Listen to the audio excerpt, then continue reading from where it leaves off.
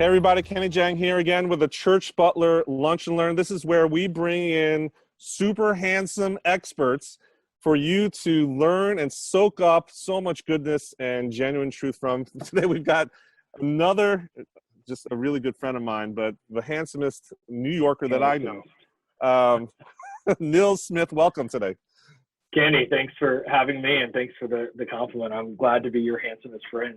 So where are you? You're sporting the nifty ear pods a little bit, trying to show that you're higher on the social pecking order than we are with these corded things. But you're also hanging out in some co-working facility, I think, today, right? Yeah, I'm hanging out at the Commons here on the Upper East Side. So this is my neighborhood where I live, and so I just walk over here sometimes when the kids get too noisy and I'm not able to work at home, and this is my office away from home. Yeah, I've got membership in a couple of co-working places because it's the community and interaction with other people that things happen randomly, and it's always good to get out and talk, right? Just like we're doing today. Well, today I want to bring you on to the Lunch and Learn session just to talk quickly about a local trip that we actually did. We did a meetup recently in New York City, the heart of, well, it's the center of the world, right? In Times Square, we met up, and then we walked over to right by Empire State Building. There's a great new place called VR World NYC. So why don't you tell us a little bit about what that place is all about? Yeah, so it's a new place. My wife actually saw it. It was right on 34th Street on her way to work. And so it's the largest virtual reality experience in the world. So they've got about 50 stations, almost like little living rooms set up around this space. And some of them are basically virtual reality video games. Some of them are, like theaters where you can watch a little short film, or I listened to or experienced a rap music video. And then others are, various almost like augmented reality experiences where, I ran a grocery store and I picked up goods and I checked people out. So really some interesting, different experiences showed a variety of what can be done with virtual reality in this new space. Yeah, it's the largest installation of VR in North America, right? It's a big thing. That's what they claim. It's 3 floors. It's a massive experience, and it's almost like you're in a nightclub, arcade. Really, really interesting space. To me, it felt like we took the red pill, and then we went into the dark, the alleyway, and then it really felt interesting to be in that space. But it was 3 floors, 15. It was like $40 a day, covers unlimited usage of the 50 different installations that they had. There was a whole row of racing car experiences upstairs. I love the bow and arrow. There was a VR experience that I did, I think you did too, where you're sitting in a village and you've got this bow staff, and then you've got these rings on the other controller, and you're literally pulling the bow and arrow to shoot intruders coming into your village, which was actually quite stressful and sweaty after the 3rd level, because they're coming at you at 360. It's front, back, sideways, and there is actually no discontinuity, because you literally, it's as if I'm sitting here and people are attacking me from behind. You didn't have to switch screens, you didn't have to switch views. You literally physically just turned. What was your favorite game or experience there? I think the same as you just said. The archery game was really interesting. It literally felt like I was there, and I had to continually look in all directions. I was immersed into that space I was able to I was at the top of a castle, and I was shooting people in all different directions. And just within a minute or two, it genuinely, I almost forgot that it wasn't real, even though it was animated. It wasn't even physical spaces. And then, I got to do a flying game where I was literally laying on this moving table and I was flying a spaceship. So it was an interesting experience. But it was just, every time I do virtual reality, it just seems to get a little better, a little cooler. It was a lot of fun. Now they had so it's fully wraparound immersive goggles for most of them, and they actually different equipment. Some of them said I think were Samsung consumer retail goggles, right? Yeah, Samsung VR gear, where it's basically just the Samsung whatever phone 7 in the phone, or in the little headset, and And I think you can get those headsets for about $100 if you're a Samsung user, and it's a really good virtual reality experience. Now, the best I've experienced is the Oculus Rift that Facebook now owns it and puts out, just from a quality standpoint. And I got to do, when I was at Facebook's F8 conference, I got to do their Facebook Spaces. I think it was, or Places, whatever it is, Spaces. And I video conferenced you while I was in this virtual reality world. From outer space, yeah? You were in outer space. Yeah. And so it's such a fascinating world that's moving so quickly, and honestly, it's just a lot of fun. So I have Google Cardboard VR goggles at home, which is you slip in your phone, and you can download. And there's a slew of apps today, and that experience is pretty real. But these goggles were amazing to me because it was better than IMAX, right? It was completely seamless. You literally did not see the edge of the glasses at all. So your vision was the same vision being replaced on a digital screen. It's just mind-blowing. I'm excited both of us being church online pastors before in that space, what it could do for church online and visitors in particular, right? So tell me about, are you as excited as I am about that potential? Oh yeah. I mean, I think there's so many different purposes that you can use 360 video for. And coming back to F8, is Facebook said, our algorithm shows that people are so captivated by these 360 videos in the news feed. We want people to create more. There's not enough 360 video out there. So they gave everyone, literally, passed them out at the conference. Here are 360 cameras. Lucky duck. For you to use. I actually didn't get one because I went to go do a demo while they were passing it out and I missed it. And I'm still kicking myself for it.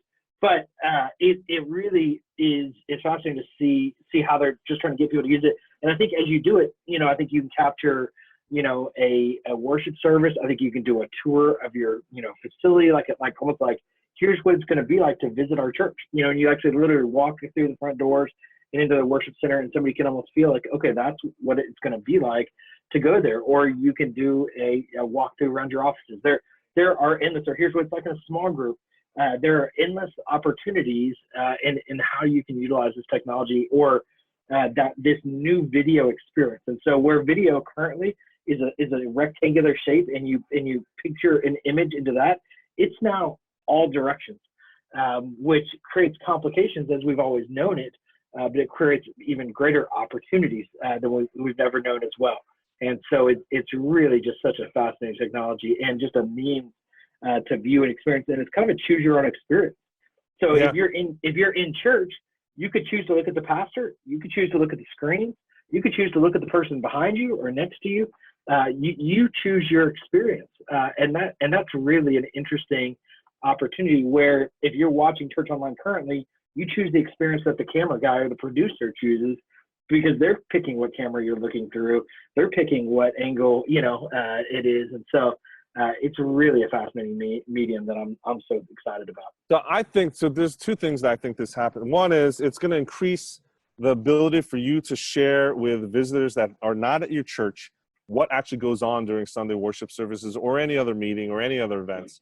But two, I think it puts the pressure on churches and ministries to start thinking about your service experientially, because and for the right reasons, because people are, I don't want to say that we need to be pandering to the consumeristic approach to choosing a church, but when a visitor's coming and sitting in a pew or sitting in a row, they are looking around. They are actually looking and choosing their own view to pay attention to things that you may not want to pay attention to. And all those things weigh into their decision to, are they going to come back, right? Yep. And so if you're able to really pay attention aesthetically and also experientially for that video experience, I think it's something that's a boon to many churches who are struggling with getting people to come visit them for the first time, because that's the number one thing, is right. Churches don't understand that people have baggage with what they think the church experience is about, and this is just going to help that. So I think tours are another great thing, right? So again, getting rid of that black hole of what they think your church is like, is the number one thing that these things can help with. Yeah. Okay, Kenny, I've got my 360 camera right here. And so this is how simple this is. Wow. And it's got one button. You see this one button? And I turn it on, and you can see the lights on. And in a matter of seconds, I just hit this button. I'm now recording a 360 video of our conversation right now. And somebody that's watching this can watch in any direction that they want. I can hook it into my phone. So it's got this little clip, if you see it close, hooks right to the bottom of my phone. I can be doing 360 live. I just simply upload it to Facebook, to YouTube. It really is that easy. It doesn't require a bunch of cameras. It doesn't require a bunch of equipment. So that's literally easier than a GoPro. GoPros are not that easy. It has all these buttons and stuff like that. And you have to hook it into your computer. Yeah. The GoPro doesn't really, I guess you can upload it, to Bluetooth or the Wi-Fi, but it's easy. I've got a GoPro. I use this more than I use my GoPro because it's just honestly so easy. And it's so small. It fits into my pocket so easily. So I just take it with me on the go when I'm thinking I'm doing something interested in my do a 360 video. So it's a lot of fun. And it just, this is less than $200.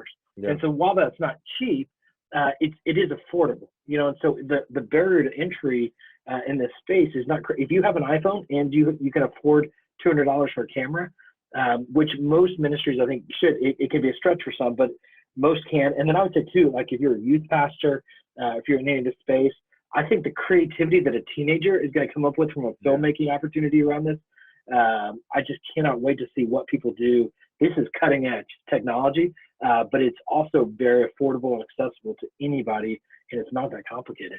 Yeah, and again, I think it's one of those things, if you're paying attention to social media, right now, Facebook is privileging, it is prioritizing video, and then on top of that, it has been prioritizing Facebook Live. I can only imagine basically what you're telling me from the FA conference, that they are going to privilege 360 video in their algorithm. It's got to be, right, Nils? What's your thought on that? Absolutely. And so what they will say is they don't really privilege anything in their algorithm. Now, I think we all know that's not true. But because what they say is that, video specifically is, 50% of all video or content consumed on Facebook is now video. That's not 50% of all content uploaded is video. But they said because people are engaging with video more, we increase it in the algorithm. And they said 360 video is beyond video from an engagement perspective. Yeah. So we want more of it. We want more video and we want more 360 video. Go and create more video. And so I think we've seen this shift. And then Facebook Live made it really easy to do video. So we didn't have to really think about recording and editing and uploading. It was more just do it now, just push a button, and they really simplified that process. We've seen that kind of downgrade a little bit in the algorithm. But I think what Facebook Live was a year ago, we're going to see 360 video over the next year kind of have that same level of engagement. Right. And so that's a super secret tip on how do you get super engagement. Everyone's struggling. How do I get my posts to be seen by people outside of my church or people that don't follow me, the friends and families and the people that follow? And so Facebook Live has been that solution for 2017. But I think 2017, 2018, you're right. If you just invest in one of these, it's going to, you basically are, you don't need to pay for advertising almost, I think, up front, because the reach is going to pay for itself up front. Yep. So, Chick-fil-A did one of the, Chick-fil-A is such a great marketing company. I'm a big fan of Chick-fil-A. I've got my brother-in-law owns a Chick-fil-A. But they did this thing called Cows VR. So go to Cows, COWZ, VR.com. But they literally gave out Google Cardboard boxes to people in their stores. Every store got 100 of these boxes. They gave them away to customers, and you just put your phone in there and go to the website, and you can watch this Cows VR video. It was such a great little campaign. I think about church, and now it's not incredibly inexpensive, but I think about churches basically doing a First Baptist Easter VR.com. And you literally have this come to our Easter service or Christmas. It would be a great opportunity to do that. And you almost do as you're doing your rehearsals, record that in 360, let people watch it, and then do an invitation or something. But I think there's some really creative, unique, you can capture people's attention, and it has viral opportunities, And so when you're like, hey, turn the camera on this way, to see this kind of secret or I think what I'd really, I think about Easter with Easter egg hunts is go on a virtual Easter egg hunt. Oh my God. See how many purple eggs you can find, because then you watch that video over and over again, looking for their 17 purple eggs in the video, see if you can find them all. I think there are just so many fun, creative, engaging opportunities around this new medium that we haven't even thought of yet. The Easter egg hunt. You're not only handsome, you're a genius, Nils. You're a genius. Well, thank you so much for just sitting down and sharing our experiences and thoughts about VR. I think there's so much more to be done on this topic, and I'm sure as we go on, augmented reality is a whole other Pandora's box that I'm sure, going to see over the next 12 months, and we'll have to catch up again and just chew the fat on this topic. But thank you so much. I love hanging out with you all the time, Nils, and sharing your wisdom and your foresight in this area of innovation. Before we leave, just quickly, if someone wants to get in touch with you directly and learn more about what you do, what's the best way for people to do that? Hey, you can go to my website at nilssmith.com or at Nils Smith on Twitter. It's probably the best way to connect with me directly. Yeah. So, and before you go, I just got to make this plug because everyone thinks that Twitter is dying. Do you check Twitter every day? Are you still on Twitter? I am still on Twitter. I check it every day, but I am way more engaged on Facebook and Instagram than I am on Twitter. So I don't think Twitter is dying. I think Twitter is niching, just like Snapchat and Pinterest have niched. It's a different kind of niche because I think it's a news stream. So yeah, I'm still on Twitter. I would say it's the best way to directly engage with me, just because of the way you can tag somebody in the system. But yeah, it's interesting where it's developing, and I'm pretty excited though. I think we're soon to see resurgence of Twitter. But yeah, I'm not as engaged though, to be honest. So Twitter, same thing for me. It's the best way, easiest way. I think Twitter, each one has, social media is not binary, right? Each one has its own best purposes. And so to reach out new connections and finding people, that's a great place. You can reach me at Kenny Jang, or you can reach Nils at Nils Smith on Twitter. Thank you so much, everybody, for hanging out with us today on the Lunch and Learn. As always, leave your comments here. Let us know what are the topics that you're interested in, because we'll cover them and serve you here on the Church Butler Lunch and Learn. Thanks, folks.